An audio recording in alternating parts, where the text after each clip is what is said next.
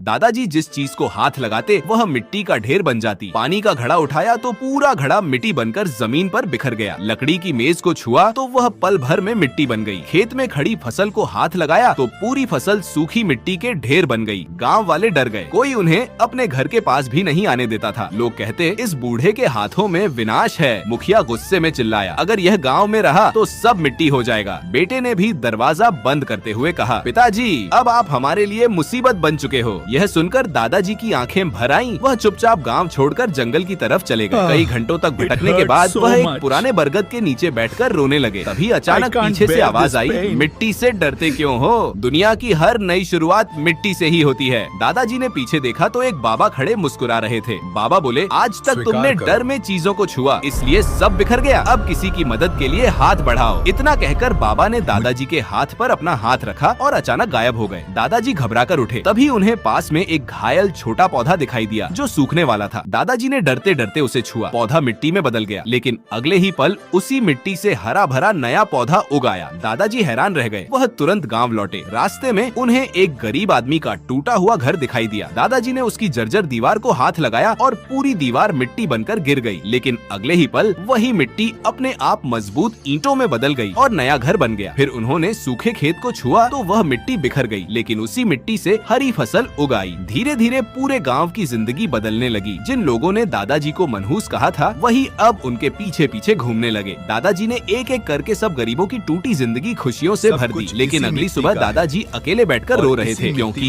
इतना अच्छा काम करने के बाद उन्हें किसी ने लाइक और सब्सक्राइब नहीं किया।